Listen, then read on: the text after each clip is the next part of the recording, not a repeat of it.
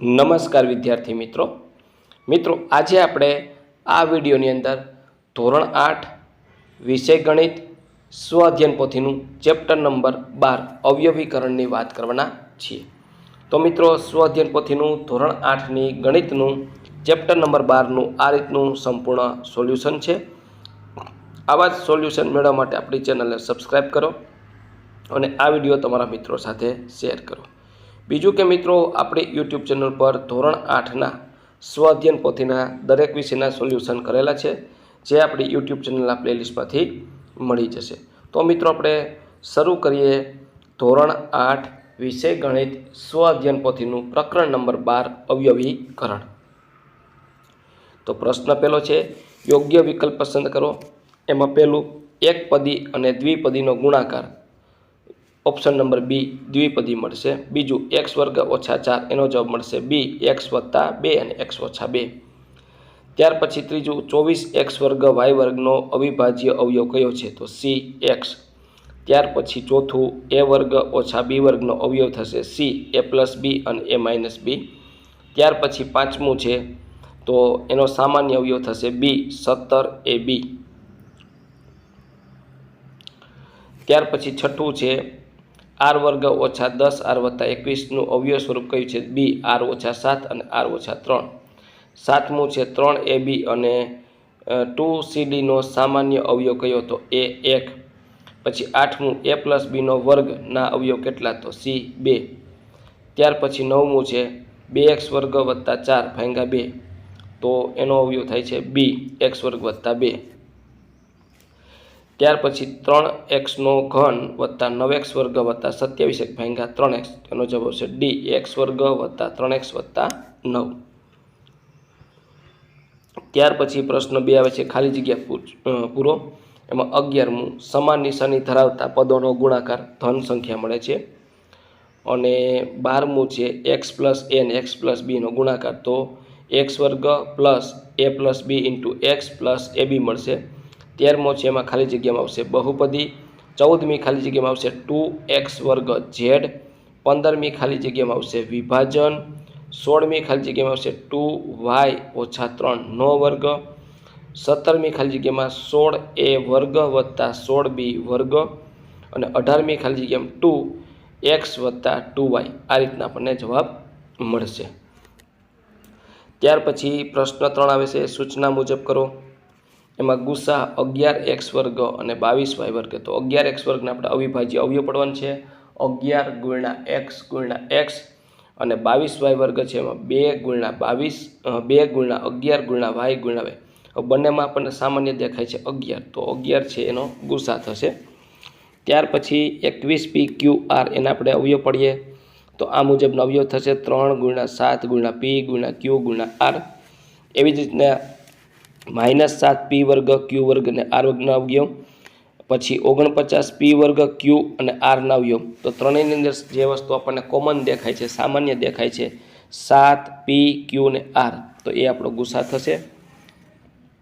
ત્યાર પછી 20મું છે અવયવ પાડો 6ab પ્લસ 12bc, તો 6 બંનેમાં આવે છે અને b બંનેમાં આવે છે, તો 6b કોમન કાઢીએ તો પહેલામાં વધશે a અને પ્લસ વધશે 2c।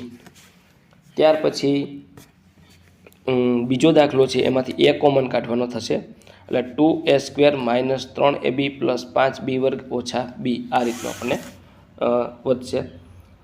ત્યાર પછી a ઘન પ્લસ a વર્ગ પ્લસ a પ્લસ 1। હવે a વર્ગ છે એ કોમન લઈ લેવાનો, તો કાઉન્સમાં વચ્ચે a પ્લસ 1 અને પ્લસ 1 કોમન કાઢવાના, તો a પ્લસ 1, તો a પ્લસ 1 અને કાઉન્સમાં વચ્ચે a વર્ગ પ્લસ 1। ત્યાર પછી y વર્ગ પ્લસ 8zx ઓછા 2xy ઓછા yz, તો આ રીતને આપણે જોડી બનાવશું y વર્ગ ઓછા 4yz વત્તા 8zx ઓછા 2xy। ત્યાર પછી કોમન કાઢશું ને આપણે દાખલો ગણશું, એટલે આપણને જવાબ મળશે y ઓછા 4z અને y ઓછા 2x। ત્યાર પછી અહીંયા પાંચમો દાખલો છે, એમાં પણ આપણે પદની ગોઠવણી કરવી પડશે। lx વત્તા ly વત્તા mx વત્તા my, તો l કોમન કાઢો એટલે x plus y, m common કાઢો એટલે x પ્લસ y, તો આપણો કાઉન્સમાં વચ્ચે x પ્લસ y અને l પ્લસ m। ત્યાર પછી મિત્રો અહીંયા આપણે નિત્ય સમનો ઉપયોગ કરવાનો છે. નિત્ય સમનો આપણે ઉપયોગ કરવાનો છે.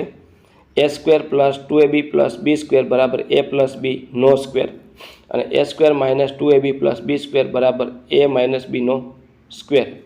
તો આ રીતનો આપણે સૂત્રનો ઉપયોગ કરી અને દાખલા ગણવાના છે. તો એ x વર્ગ વત્તા 6x વત્તા 9 છે. તો એને તમે નિત્ય સમ મુજબ આ રીતનું લખી શકો.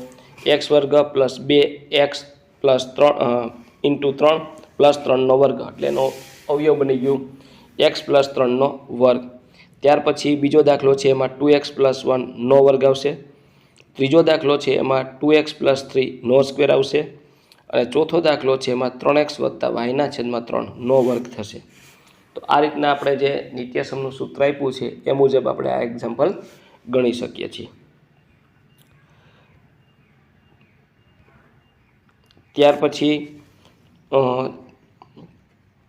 5મો, 6ઠ્ઠો, 7મો અને 8મો દાખલો જોઈએ.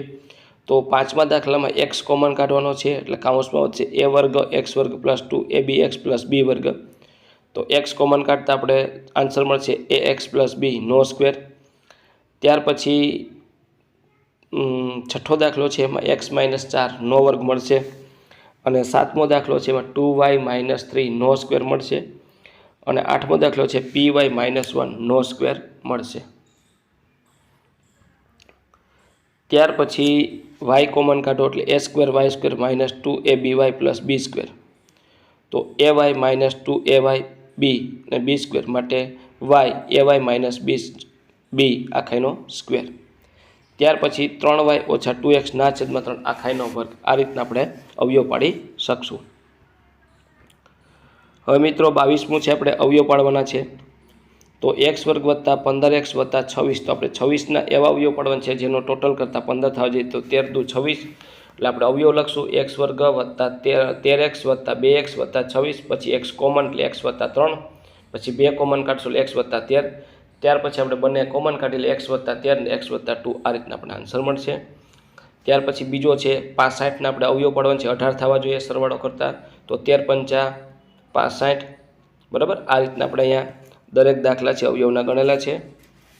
15 છે એમાં 5 તેરી 15, 30 છે એમાં 15 દુ 30, 11 સત્તા 77 એ રીતના પદ ગોઠવી તમારે અવયવ સામાન્ય કાઢવાનો છે. 4 તેરી 12. તો આ રીતના તમારે 22મો દાખલો છે એના 6 એ 6 દાખલા થશે. ત્યાર પછી આપણે આગળ વધશું. અહીંયા આપણે નિત્ય સમનો ઉપયોગ કરવાનો છે. a square minus b square એટલે બે અવયવ a માઇનસ b અને a પ્લસ b.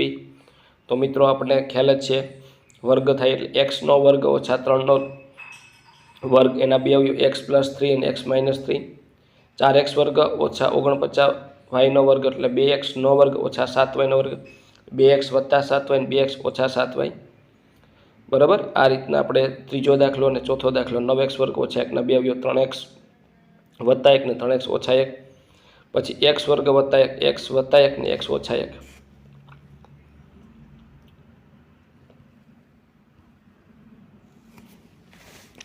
ચાર x વર્ગ છેદમાં 9 ઓછા 49y વર્ગ 16. તેના બે અવયવ 2x ના છેદમાં 3 વત્તા 3y ના છેદમાં 4 અને 2x ના છેદમાં 3 ઓછા 3y ના છેદમાં 4. એક વત્તા ને એક ઓછા આ રીતના અવયવ થશે આપણા.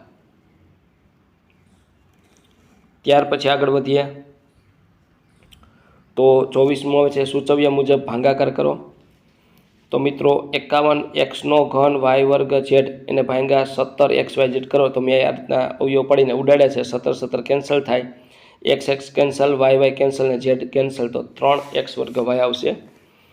ત્યાર પછી 121 q ઘન p ઘન q ઘન ને r ઘન ના છેદમાં 11xy વર્ગ z વર્ગ. તો 121 એટલે 11 ગુણ્યા 11 બરાબર. આ રીતના આપણે 11 કેન્સલ કરશું અને પછી જે આન્સર વધે એનો જવાબ થશે.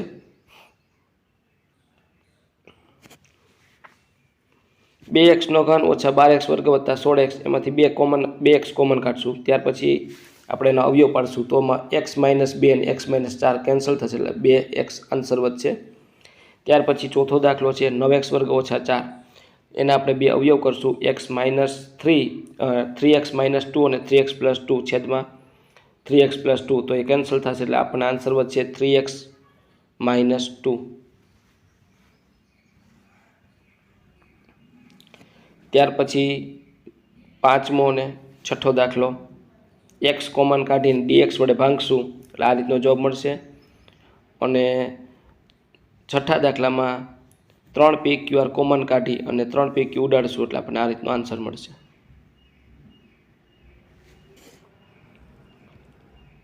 ત્યાર પછી 25મો અને 26મો આવે છે, ચોરસનું ક્ષેત્રફળ 4x વર્ગ વત્તા 12xy વત્તા 9y વર્ગ છે, તો તેની બાજુની લંબાઈ કેટલી હશે?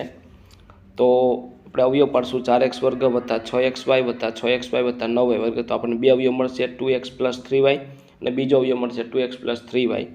તો ચોરસની બંને બાજુ છે એ બાજુ, ચોરસનું ક્ષેત્રફળનું સૂત્ર છે બાજુ ગુણ્યા બાજુ, એટલે આપણને બાજુ મળશે 2x પ્લસ 3y. ત્યાર પછી લંબચોરસનું ક્ષેત્રફળ x વર્ગ વત્તા 7x વત્તા 12 છે તથા તેની લંબાઈ x વત્તા 3 છે, તો તેની પહોળાઈ શોધો. તો આપણે અવયવ પડશું x વર્ગ વત્તા 4x વત્તા 3x વત્તા 12, તો બે અવયવ થાય x વત્તા 4 અને x વત્તા 3. તો પહોળાઈ તો આપણને લંબાઈ તો x વત્તા 3 આપી છે, તો બાકી જે વધ્યું x વત્તા 4 એની થશે પહોળાઈ, કારણ કે લંબચોરસના ક્ષેત્રફળનું સૂત્ર છે લંબાઈ ગુણ્યા પહોળાઈ. ત્યાર પછી આવે છે અધ્યયન નિષ્પત્તિનું સર્વગ્રાહી મૂલ્યાંકન. તો નીચેનામાંથી કયું નિત્યસમ છે? તો ડી. અને બીજું છે એમાં કિંમત શું મળે? તો કે સી માઇનસ 3x. ત્યાર પછી ત્રીજું ખાલી જગ્યા એ સ્ક્વેર માઇનસ બી સ્ક્વેરના બે અવયવ એ પ્લસ બી અને એ માઇનસ બી, પછી સામાન્ય અવયવ એક્સ, અને આને આપણે બાદ બાકી 67 માઇનસ 37 કરી અને 67 પ્લસ 37નો ગુણાકાર કરશું એટલે 3120 આવશે. ત્યાર પછી સૂચના મુજબ કરવાનું છે. અવયવ પાડો minus x y minus a y minus common કાઢો વાય એક્સ પ્લસ એ, પછી p square minus 2p plus 1, તો એના અવયવ થાય પી માઇનસ 1 નો સ્ક્વેર, અને y square plus 4y minus 21 એના અવયવ પડશું એટલે 7 તેરી 21, તો વાય પ્લસ 7 અને વાય માઇનસ 3, અને 4x વર્ગ ઓછા 25y વર્ગ એના બે અવયવ 2x પ્લસ 5y અને 2x માઇનસ 5y, આ રીતના અવયવ થશે. ત્યાર પછી ભાગાકાર કરવાનો આવે છે. આ રીતનો આપણે ભાગાકાર કરશું 10મા દાખલાનો. 76x ઘન y z વર્ગ ભાગ્યા 19x વર્ગ y, તો એમાંથી 19 કેન્સલ થશે, x કેન્સલ થાય, y કેન્સલ થાય, જે વચ્ચે આપણો આન્સર વધશે.